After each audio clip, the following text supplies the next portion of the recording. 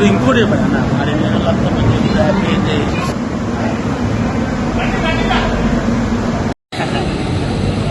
Jajula Srinivas Goud BC సంక్షేమ సంఘం జాతీయ అధ్యక్షులు ఈ రోజు దేశవ్యాప్తంగా జాతి జనగణనలో బీసీ కులగణన చేపట్టాలని అదేవిధంగా తెలంగాణ రాష్ట్ర అసెంబ్లీలో చేసినటువంటి విద్యా ఉద్యోగ ఆర్థిక రాజకీయ రంగాల్లో తెలంగాణ అసెంబ్లీలో ముఖ్యమంత్రి రేవంత్ రెడ్డి గారు కాంగ్రెస్ ప్రభుత్వం చేసినటువంటి చట్టాన్ని పార్లమెంటులో ఆమోదించి దాన్ని బిల్లు రూపంలో తీసుకురావాలనే ప్రధాన డిమాండ్తో వేల మందితోటి ఒక ప్రత్యేక రైలు బోగి ద్వారా ఇవాళ ఢిల్లీకి బయలుదేరుతున్నాం.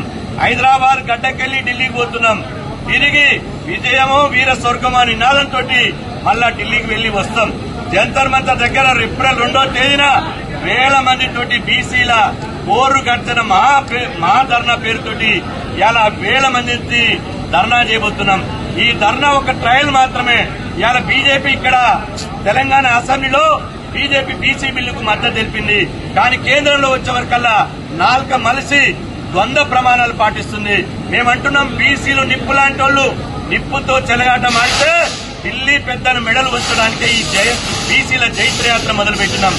ఈ ప్రత్యేక ట్రైన్ ద్వారా ఢిల్లీ పాలకుల మెడలుంచి మా బిల్లు బీసీ బిల్లులు సాధించుకోవడానికి వస్తున్నాం.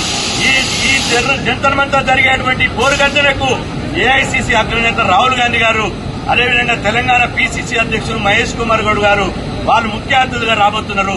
పార్లమెంటులో ఉన్నటువంటి 26 రాజకీయ పార్టీల జాతీయ అధ్యక్షులు పాల్గొనబోతున్నారు. ఈ ఉద్యమం ఇంతటితో తాగరు. ఇది మొదటి మెట్టు మాత్రమే. మేము ముందు మీకు బీసీల సత్తా ఏందో బీసీల తడాకేందో చూపిస్తాం. బీసీల బిల్లు ఎందుకు ఆమోదించరు? బీసీల ఓట్లు మీకు అవసరం లేదా? బీసీలను జెండాలు మోయించుకుంటారు, జిందాబాద్ కొట్టించుకుంటారు, మమ్మల్ని రాజకీయ ఊడియం చేయించుకుంటారు కానీ బీసీ బిల్లును పెట్టరు. కాబట్టి కేంద్ర ప్రభుత్వంతో హామీతో మీరు తెలుసుకోవడానికి ఢిల్లీకి ఇలా బీసీల ప్రత్యేక ట్రైన్ ద్వారా జైత్రయాత్ర మొదలు పెట్టినాం. కాబట్టి మేము ఢిల్లీలో అడుగుపెట్టే నాటికి నరేంద్ర మోదీ గారు తెలంగాణలో చేసినటువంటి బీసీ బిల్లు ఆమోదం జరిపితే అదే రోజు 2వ తారీఖు నాడు ఆయనకు ధన్యవాదాలు సభ పెట్టి ఆయనకు అభినందనలు తెలుపుతాం. పెట్టకపోతే మాత్రం జంతర్ మంతర్ దగ్గర దేశంలో గతంలో మండల్ ఉద్యమం ఎట్లా జరిగిందో మరో మహామండల్ ఉద్యమం జరిగేలా దేశంలో ఒక సామాజిక విప్లవాన్ని సృష్టించేలా నరేంద్ర మోదీ ప్రభుత్వాన్ని గడగడ వణికించేలా మా కార్యాచరణ ప్రకటిస్తామని చెప్పి సందర్భంగా తెలియజేస్తూ శాంతియుతంగా ప్రజాస్వామ్యయుతంగా ఇవాళ ఈ ఉద్యమాలు చేస్తున్నాం. దయచేసి బీసీ బిల్లుకు ఆమోదం తెలిపి బీసీల మన్నను పొందాలి.